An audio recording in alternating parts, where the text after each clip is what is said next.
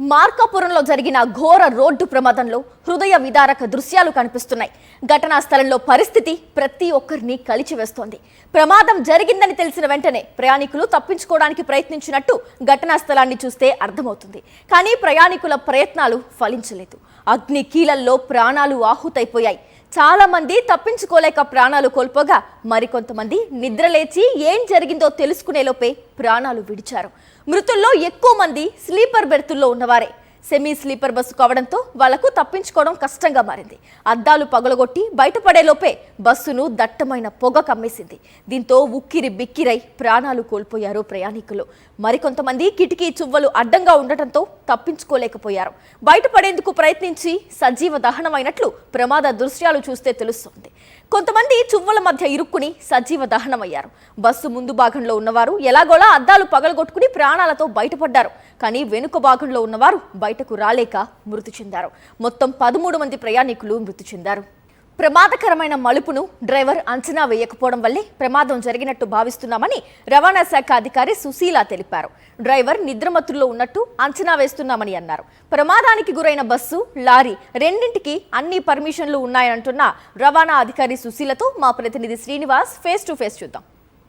ప్రస్తుతం మనం రవాణా శాఖ అధికారి ఉన్నారు, సుశీల మేడం అంతా మాట్లాడే ప్రయత్నం చేద్దాం. మేడం చెప్పండి, చూశారు కదా బస్ దగ్ధంకి సంబంధించి ఎలా జరిగింది అనుకుంటున్నారు? సంబంధించి మీకేం ఇన్ఫర్మేషన్ ఉంది మీ దగ్గర? డ్రైవరు బస్సులో ఉన్నటువంటి వ్యక్తి నిద్రావస్థలో ఉన్నట్టున్నాడండి. యాక్చువల్గా ముందు స్పాట్లోనే ఆపాడు, దింపాడు జనాలను కూడా. నెక్స్ట్ పాయింట్కి వెళ్ళబోతున్నాడు. ఈ సమయంలో ఇక్కడేమో హిల్ కాబట్టి కరువు ఉంది కొద్దిగా. ఆ కరువులో ఇతను స్పీడ్గా ఇట్లా వచ్చినట్టున్నాడు. స్పీడ్ కూడా 80 ఉంది. బట్ అయినా కానీ స్పీడ్లో ఇట్లా ఈ డైరెక్షన్ ఈ పక్క రూట్లోకి వచ్చేసాడు లైన్లోకి. ఎదురు వస్తున్నటువంటి టిప్పర్ అతను ఎటు పోవాలో తెలియక జస్ట్ అట్లా మూవ్ అయి ఉంటాడు. ఇతను వెళ్ళిపోయి వాళ్ళకి గుద్దాడు అనమాట. డ్రైవర్ కండిషన్ ఎలా ఉంది మేడం ఇప్పుడు ప్రజెంట్? అది డ్రైవర్ కండిషన్ అంటే ఇద్దరు అక్కడే ఉన్నట్టున్నారండి. పెద్ద ఐడియా. సో ఇప్పుడైతే ప్రజెంట్ అయితే డ్రైవర్ కొంచెం అతివేగం వల్ల జరిగిందంటారా, లేకపోతే నిద్రావస్థలు జరిగిందంట? నిద్రమత్తు అండి, నిద్రమత్తు. కొద్దిగా అతనికి స్టీరింగ్ కూడా ఏదో పడలేదని చెప్పి అన్నారు. మరి అది రిపోర్ట్స్లో తేలుతాయి. పూర్తిగా తెలియదు. బస్సుకు సంబంధించి ఏమి ఇన్ఫర్మేషన్ ఉంది? ఏ ట్రావెల్ ఏజెన్సీ దీనికి పరిమితులు అన్నీ ఉన్నాయా ఏంటి? డాక్యుమెంట్స్ పరంగా 2 వెహికల్స్ కూడా కరెక్ట్గానే డాక్యుమెంట్స్ ఉన్నాయండి. బస్సు కూడా మన ఇది కాదు, ఏఆర్ రిజిస్ట్రేషన్ ఉంది. అది కాకపోతే ఇక్కడ వాళ్ళు ఏఆర్ అంటే అరుణాచల్ ప్రదేశ్.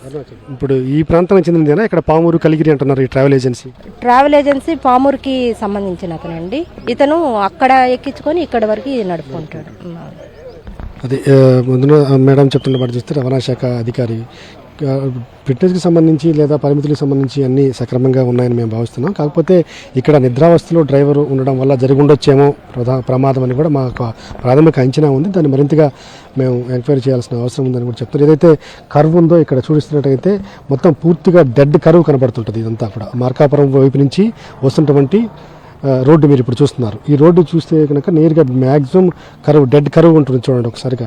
ఈ కరువులో బస్సు కానీ టిప్పర్ కానీ రెండు కూడా స్పీడ్గా వస్తుండడంతో పాటు డ్రైవర్కు కొంత నిద్రావస్థలో ఉండడం వల్ల కూడా ప్రమాదం జరిగి ఉండొచ్చు అనేది ప్రాథమికంగా ఇటు రవాణా శాఖ అధికారులు కానీ పోలీసులు కానీ అంచనా వేస్తున్నారు. ఎందుకంటే ఏదైతే బస్సు ఢీకొట్టిన విధానం చూస్తే కనుక ఖచ్చితంగా టిప్పర్కి మధ్య భాగంలో కొట్టేసింది. దానివల్ల టిప్పర్ పూర్తిగా కింద పడిపోయింది. కంకర టిప్పర్ ఏదైతే ఉందో కింద రోడ్డు మీద పడిపోవడం జరిగింది. దాదాపు 6 టన్నులు వరకు దాంట్లో కంకర ఉంది. అలాంటి టిప్పర్ కూడా పూర్తిగా పక్కకి పడిపోయిందంటే చాలా వేగంగా వచ్చి బస్సు ఢీకొట్టినట్టుగా మనకు అర్థమవుతుంది. కాబట్టి రెండు కూడా రాంగ్ లైన్లోనే వచ్చినట్టు మనకి పోలీసులు చెప్తున్నట్టు పరిస్థితి ఉంది. ఏదేమైనా ఈ అత్యంత ప్రమాదకరమైనటువంటి మూలమలుపు కారణంగా నిద్రావస్థ కూడా డ్రైవర్కి ఉన్నదని చెప్తున్నారు.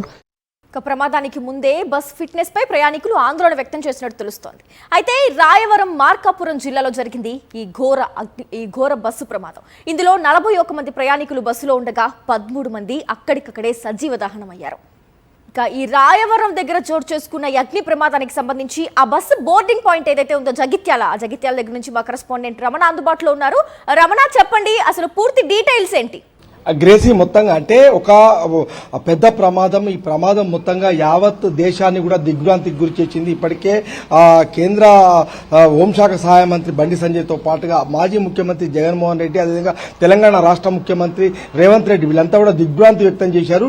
అయితే ఆ బస్సు బయలుదేరింది, జగిత్యాల నుంచి బయలుదేరింది. నిత్యం ఇక్కడి నుంచి దాదాపు 4 బస్సులు జగిత్యాల నుంచి వెళ్తుంటాయి. జగిత్యాల, అదేవిధంగా ఆర్మూర్, నిర్మల్ వంటి ప్రాంతాల నుంచి ఇక్కడ వలస కూలీలంతా కూడా ప్రకాశం జిల్లా నుంచి వచ్చి భవన నిర్మాణ రంగంలో పనిచేస్తుంటారు. ప్రస్తుతం మనం జగిత్యాల రూరల్ ప్రాంతంలో ఉన్నాము. జగిత్యాల రూరల్ ప్రాంతంలో అనంతారంలో ఉన్నాము. ఈ అనంతారంలో కొంతమంది భవన నిర్మాణ కార్మికులు ఉన్నారు. వాళ్లే నిన్న బస్ ఎక్కించారు. జగిత్యాల నుంచి మనోహర్, ప్రభావతి అనే ఇద్దరిని బస్ ఎక్కించారు. మరొక వైపు కోరుట్ల నుంచి కూడా ఒక 6 బస్ ఎక్కారు. అందులో మనకు 3 సంబంధించిన వివరాలు ఇప్పటికే ట్రేస్ అవుట్ అయ్యాయి. తుపాకుల రత్తమ్మ, అదేవిధంగా వెంకటేష్, కిరణ్ అనే 3 ఎక్కారు. అందులో వెంకటేష్ ఇప్పటికే మృతి చెందినట్టుగా తెలుస్తుంది. మిగిలిన ఇద్దరికి గాయాలయ్యాయి. ప్రస్తుతం మనం అనంతారంలో ఉన్నాము. అనంతారం నుంచి ఆయన బస్ ఎక్కించిన రమణ మనతో పాటున్నారు.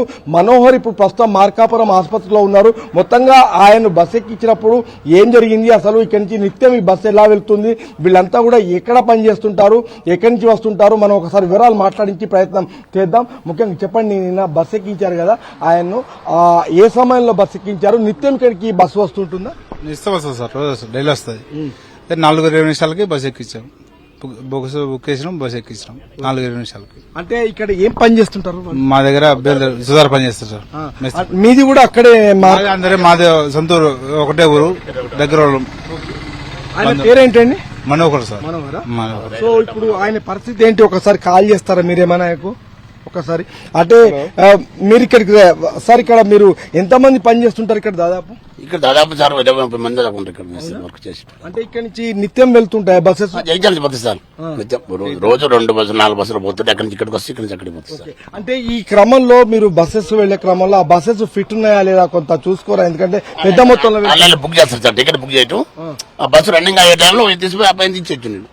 ఆ బస్సుకు సంబంధించి హరికృష్ణ ట్రావెల్స్ కి సంబంధించి ఇక్కడ ఏమైనా ఆఫీస్ ఉందా జగిత్యాల్లో? ఆఫీస్ అనేది లేదు సార్ ఇక్కడ సార్, లేనట్టే లేదు తెలిసి. అదే బిఎస్ఎన్ఎల్ ఆఫీస్ కాడ ఉంది సార్, అరెక్కిస్తాం పోతే ఎవరు పోయినా అన్నీ, మేము పోయినా అన్నీ, పోయినా అన్నీ. ఇప్పుడు మనం ఒకసారి రమణతో మాట్లాడదాము. నిన్న బస్ ఎక్కిచ్చారు ఆయన మనోహర్ ని. మనోహర్ కు ఆయన ఇప్పుడు కాల్ కలిపారు. మనోహర్ ప్రస్తుతం మార్కాపురం హాస్పిటల్లో చికిత్స పొందుతున్నారు. ఒకసారి మనం మాట్లాడించే ప్రయత్నం చేద్దాం. ఆయన కాల్ కలిపే ప్రయత్నం చేస్తారు. మొత్తంగా జగిత్యాల నుంచి, అంటే జగిత్యాల జిల్లా నుంచి ఇప్పటి వరకు మనం చూస్తే కనుక జగిత్యాల నుంచి ఇద్దరితో పాటుగా కొరుట్ల నుంచి 6 ఎక్కారు. అందులో ఒకళ్ళు మృతి చెందారు. ఇప్పటికే వెంకటేష్ అనే వ్యక్తి మృతి చెందాడు. మరొక ఇద్దరి పరిస్థితి కూడా విషమంగా ఉన్నట్టుగా తెలుస్తుంది. మరొక వైపు మనోహర్ అయితే ఇప్పుడు ప్రస్తుతం మార్కాపురం హాస్పిటల్లో రమణతో మాట్లాడడం జరిగింది.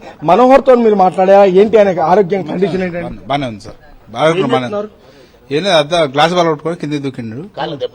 దానివల్ల కొంచెం కాళ్ళు దెబ్బలు. ఏం జరిగిందట అసలు సార్? బస్సు లారీ ఢీ కొట్టడంలో యాక్సిడెంట్ లో దాంట్లో మంటలు పడాయని. ఇది ముఖ్యంగా అంటే ఇక్కడ ఆ మంటలు చెలరేగడంతోనే ఈ 13 మంది సజీవ దహనమైనట్టుగా తెలుస్తుంది. మొత్తంగా అంటే కొంతమంది మాత్రం సేఫ్ గా బయటపడ్డారు. ఇక్కడి నుంచి వెళ్లిన వాళ్లలో వెంకటేష్ అనే వ్యక్తి కొరుట్లలో బస్ ఎక్కాడు. అతను కూడా మృతి చెందినట్టుగా తెలుస్తుంది. మొత్తంగా ఒక విషాద ఘటన అని చెప్పుకోవచ్చు. దాని యొక్క మూలాలు ఇక్కడ అంటే ఇక్కడికి వలస కూలీలుగా వచ్చి ఇక్కడి నుంచి బయలుదేరిన వాళ్ళు వాళ్ళ జిల్లాలోనే మళ్లీ మృత్యువాత పడటం అనేది మాత్రం తీవ్ర విషాదాన్ని రేపుతుందని చెప్పుకోవచ్చు. Gracie. Right, thank you Ramana.